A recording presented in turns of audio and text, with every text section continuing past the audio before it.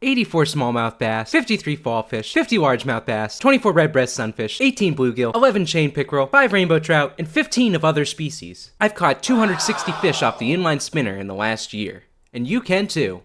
Hey, Bryce Goes Fishing here. Today, I want to show you how to use my favorite lure, the Inline Spinner. But before we get fishing, something that you need to know is that where you fish an inline spinner is more important than how you're fishing it. Inline spinners, you can technically fish just about anywhere you want, but you're really only going to want to use them in places with lower vegetation. If there are too many weeds around, this spinner is going to get caught on everything, and you do not want that. Another thing, unless you're using a super heavy one, I would suggest using an inline spinner for more shallow water. Like this section of the stream right here, it probably doesn't get deeper than maybe 6 or 7 feet. So this is a perfect spot. I have fished inline spinners in water as shallow as 6 inches and caught a lot of fish. One of the most important things is if you're using this lure for the first time, make sure you buy more than one of them. You will definitely get snagged at some point and you're gonna lose them. So always have a backup on hand.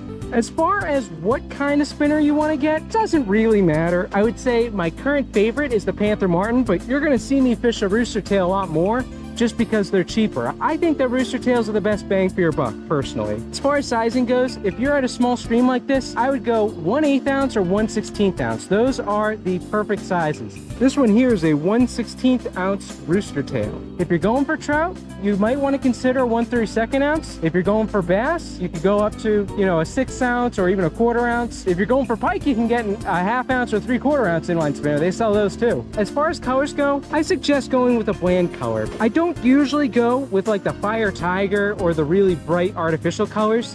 I find that I catch more fish when I blend in with my environment as opposed to standing out. One more thing, you might see here, I have a snap swivel. This swivel can easily unclick, and there's a little wire that comes out that I can snap that lure right onto and put it back in place. A snap swivel like this one is essential for using an inline spinner. Why? Because it allows the lure to spin freely in the water.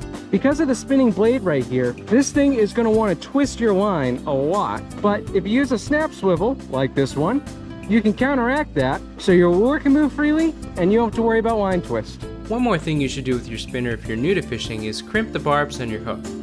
This can be done by taking a pair of pliers and clamping down on each barb until all of them are flattened. Crimping your barbs does make it easier for fish to get away, but it also makes them much easier to unhook. Back to the river. All right, so let's fish with the inline spinner. Casting out, super easy like any other lure. And reeling in. Fish! Whoa, I already have a fish. I think it's probably a smallmouth bass. Oh, actually, that's a fall fish. Oh, sweet.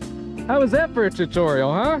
And what a beautiful fall fish too. All right, I'm gonna get this guy back in the water first. See you, buddy.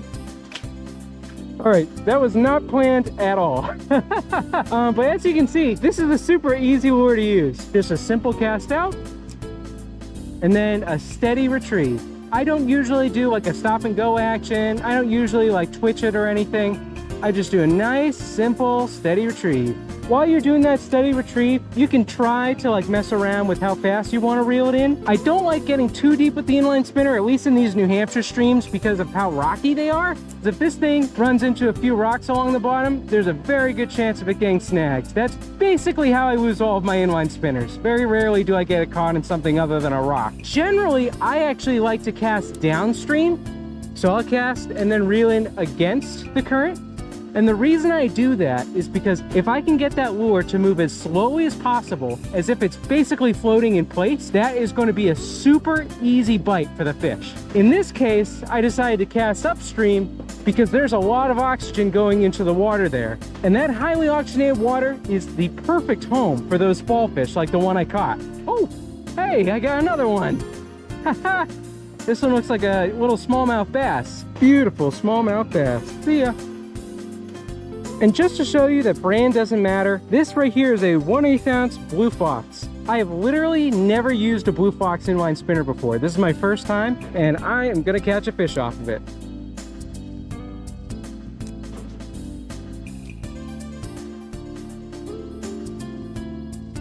Ooh, fish on, fish on.